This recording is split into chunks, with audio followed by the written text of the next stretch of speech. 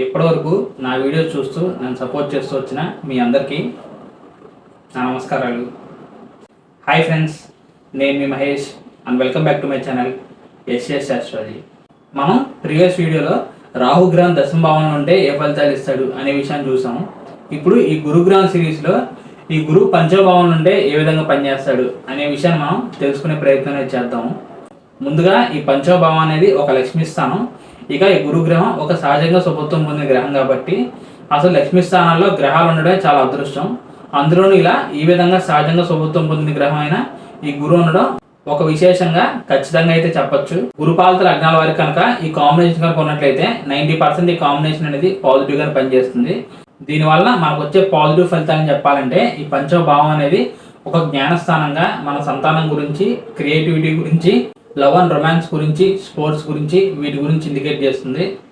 ఇక మనం గురుగ్రహం గురించి చెప్పాలంటే one of the most intelligent and maturity కలిగిన ప్లానెట్ అయినా, అందుకనే ఈ ప్లేస్మెంట్ ఉన్న మ్యాక్సిమం అందరికీ మంచి తెలివితేటలు ఉంటాయి. అండ్ అలాగే ఆ పర్సన్స్లో ఒక గొప్ప మెచ్యూరిటీ అనేది ఉంటుందన్నమాట. అంటే మనం ఎవరితో ఏ విధంగా ప్రవర్తించాలి అనే ఒక మారల్స్ అండ్ ఎథిక్స్ అనేవి ఆ పర్సన్స్లో ఉంటాయి. దీంతో పాటు మీ లగ్నానికి గురుగ్రహం శుభుడుగా ఉన్నా లేకపోతే ఆ పంచభావంలో ఎటువంటి ఎఫిషియన్కి గురి కాకుండా ఉన్నట్లయితే ఈ పర్సన్స్ అనే వాళ్ళకి ఖచ్చితంగా ఏదో ఒక క్రియేటివ్ టాలెంట్ అనేది ఉంటుందన్నమాట. అంటే ఆ టాలెంట్ అనేది ఏదైనా ఆర్ట్స్లో కానీ, స్పోర్ట్స్లో కానీ, లేకపోతే మ్యూజిక్లో కానీ, ఈ విధంగా గురుగ్రహం పాజిటివ్ ఉంటూ అసలు సంతానం కారకుడైన గురుగ్రహమే ఈ సంతాన స్థానంలో ఉన్నాడు కాబట్టి ఈ ప్లేస్మెంట్ కారణంగా ఖచ్చితంగా ఈ పర్సన్స్ యొక్క చిల్డ్రన్కి ఈ గురుగ్రహం యొక్క బ్లెస్సింగ్స్ అనేవి ఉంటాయి. దీని కారణంగా వీళ్ళకి రాబోయే సంతానం అనే వాళ్ళు సమాజంలో ఒక గొప్ప పేరు తెచ్చుకుని ఒక మంచి అభివృద్ధి పొజిషన్లోకి ఎదిగే అవకాశాలు అనేవి ఉంటాయన్నమాట. అలా కాకుండా ఒకవేళ మీ లగ్నానికి గురుగ్రహం పాపగ్రహంగా ఉన్నా లేకపోతే 5వ స్థానంలో బాగా బలహీనంగా ఉండి మీ లగ్నానికి ఇంకా ఏమైనా పాపగ్రహాల ప్రభావంలో కనుక ఆయన ఉన్నట్లయితే అప్పుడు ఈయన ఈ 5వ భావం సంబంధించిన విషయాల్లో కొద్దిగా నెగిటివ్గా పనిచేసే అవకాశాలు అనేవి ఉంటాయి. దీని కారణంగా ఈ పర్సన్స్ అనే వాళ్ళకి ముందుగా సంతానం అనేది బాగా లేట్ అయ్యే అవకాశాలు ఉంటాయి. అండ్ అలాగే సంతానానికి సంబంధించిన ఏదో ఒక సమస్యలు అనేవి ఉంటూనే ఉండొచ్చు. పర్సన్స్ అనే వాళ్ళకి వాళ్ళకి తెలిసిన దాన్నే బాగా బలంగా నమ్మేదానికి అవకాశం ఉంటుంది. వాళ్ళకి తెలిసిన విషయాన్ని ఎవరైనా పాయింట్అవుట్ చేసినా లేకపోతే ఇది తప్పు అని ఎవరైనా చెప్పినా కూడా ఈ పర్సన్స్ అనేవాళ్ళు వినే స్టేజ్లో ఉండకపోవచ్చు. ఇంకా ఈ పంచమ స్థానం మనం ఒక లవ్ అండ్ రొమాన్స్ ఇండికేట్ చేసే ప్లేస్మెంట్గా తీసుకుంటాము. అంటే ఇది ప్రేమను కూడా ఇండికేట్ చేస్తుంది కాబట్టి ఒకవేళ గురుగ్రహం ఈ లగ్నానికి పాజిటివ్గా ఈ 5వ భావంలో కనుక ప్లేస్ అయినట్లయితే ఈ కాంబినేషన్ అనేది సక్సెస్ఫుల్ లవ్ లైఫ్ని అయితే ఇస్తుంది. అలా కాకుండా అక్కడ గురుగ్రహం ఎఫిక్షన్ గురై మీ లగ్నానికి పాపగ్రహంగా కనుక ఉన్నట్లయితే అప్పుడు ఈ పర్సన్స్ అనే వాళ్ళకి లవ్ ఫెయిల్యూర్స్ కూడా అయ్యే అవకాశాలు అనేవి ఉంటాయన్నమాట. తర్వాత మనం ఈ గురుగ్రహం యొక్క దృష్టి విషయానికి వచ్చినట్లయితే ఈ పంచమంలో ఉన్న గురువు యొక్క పంచమ దృష్టి అనేది అక్కడ డైరెక్ట్గా 9th హౌస్ మీద ఉంటుంది. ఈ 9th హౌస్ మనం పితృస్థానంగా ఒక హైయర్ లెవెల్ ఆఫ్ ఎడ్యుకేషన్ని, హైయర్ లెవెల్ ఆఫ్ స్పిరిచువాలిటీని, ఒక రిలీజన్కి ఉంటే సాంప్రదాయాన్ని, పట్టింపుల్ని, లాంగ్ డిస్టెన్స్ ట్రావెల్స్ని, వీటిని ఇండికేట్ చేస్తుంది.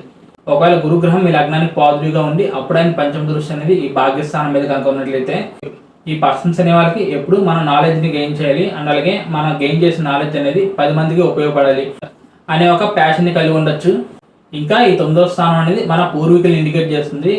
ఈ ప్లేస్మెంట్ కారణంగా వాళ్ళ వంశపారంపర్యంగా ఏమైనా దోషాలు కనుక ఉన్నట్లయితే ఈ శుభదృష్టి కారణంగా అవన్నీ పోయే అవకాశాలు కూడా ఉంటాయి.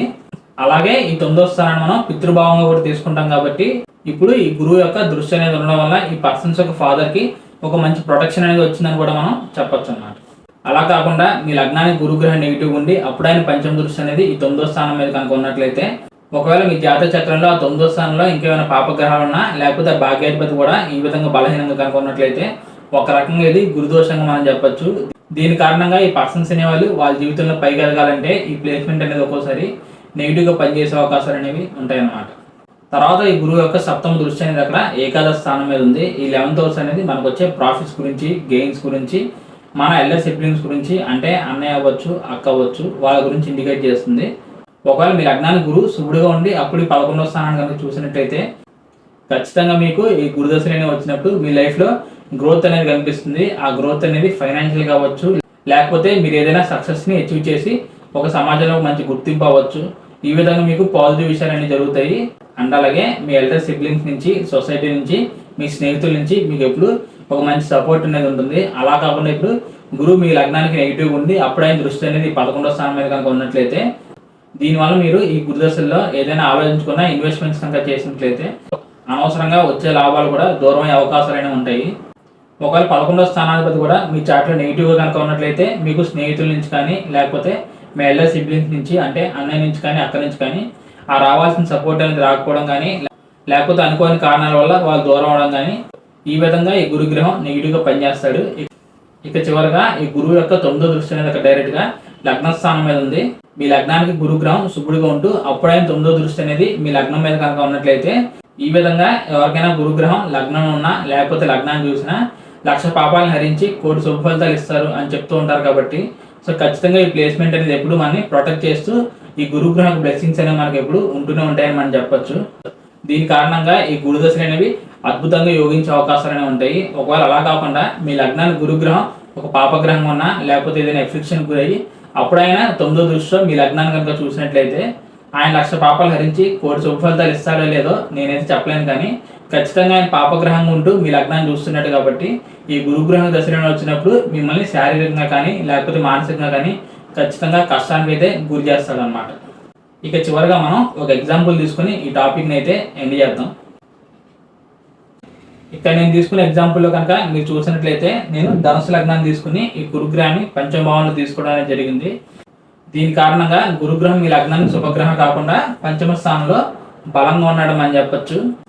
ఎప్పుడైతే ఈ విధంగా మీ లగ్నానికి యోగకారకమైన గ్రహాలు బాగా బలంగా ప్లేస్ అవుతారో ఆ గ్రహదశలు వచ్చినప్పుడు మనకి గన్షాట్గా రిజల్ట్స్ అనేవి చాలా పాజిటివ్గా బాగా అద్భుతంగా వస్తాయని మనం చెప్పొచ్చు. కాకపోతే ఇక్కడ నేను చెప్పే విషయం ఏంటంటే ఇది గురుపాద లగ్నం అయింది కాబట్టి సో ఈ లగ్నానికి పాపగ్రహాలైన శని రాహుల ప్రభావం అనేది ఈ గురుగ్రహం మీద కనుక ఉండకుండా ఉన్నట్లయితే అది చాలా మంచి విషయంగా అయితే మనం చెప్పొచ్చు అనమాట. అంటే ఈ గురుగ్రహం ఈ శని రాహు గ్రహాలతో కలవడం కానీ లేకపోతే వాళ్ళ చేత ఈ గురుగ్రహం చూడబడుతున్నా అప్పుడు ఈ గురుగ్రహానికి పాపగ్రహాలకు సంబంధం అనేది రావడం వల్ల అంత పాజిటివ్గా పనిచేయలేకపోవచ్చు. అందుకనే ఈ ధను లగ్నానికి ఇంకా శుభగ్రహాలైన కుజగ్రహంతో కానీ లేకపోతే రవిగ్రహంతో కానీ ఈ గురుగ్రహం ఏదైనా సంబంధం కలిగి ఉంటే అప్పుడు ఈ గురుగ్రహం ఇంకా బాగా పాజిటివ్గా పనిచేసే అవకాశాలు ఉంటాయి.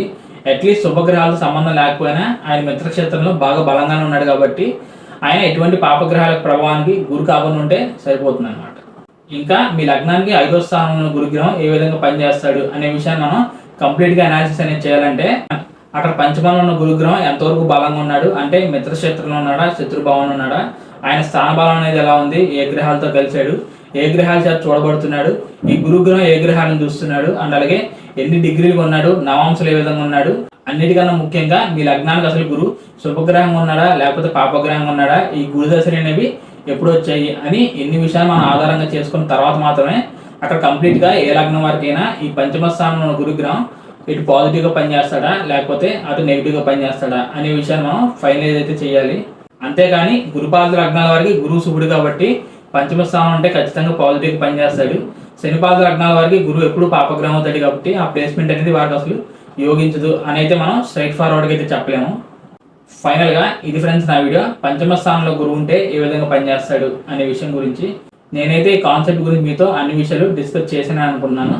మీకు ఫర్దర్గా ఈ టాపిక్ రిలేటెడ్గా ఏదైనా డౌట్స్ కనుక ఉన్నట్లయితే తప్పకుండా కామెంట్ చేయండి, నేను దానికి రెస్పాండ్ అయ్యే ప్రయత్నం చేస్తాను. So thank you friends, thank you for watching my video and thank you so much for your time. నా సైడ్ నుంచి చిన్న రిక్వెస్ట్ ఏంటంటే మీలో ఎవరైనా కొత్తగా నా ఛానల్ చూస్తున్నా లేకపోతే ఈ వీడియో కనుక చూస్తున్నట్లయితే ఇందులో ఇన్ఫర్మేషన్ కనుక మీకు పాజిటివ్గా అనిపించినట్లయితే తప్పకుండా ఈ వీడియోని అయితే లైక్ చేసి నా ఛానల్ సబ్స్క్రైబ్ చేసుకోండి. ఇక చివరిగా ఎవరికైనా పర్సనల్గా కన్సల్టేషన్ తీసుకోవాలి అనే ఉద్దేశం కనుకున్నట్లయితే స్క్రీన్ మీద కనిపిస్తున్న నెంబర్కి వాట్సాప్ కాల్ చేయండి.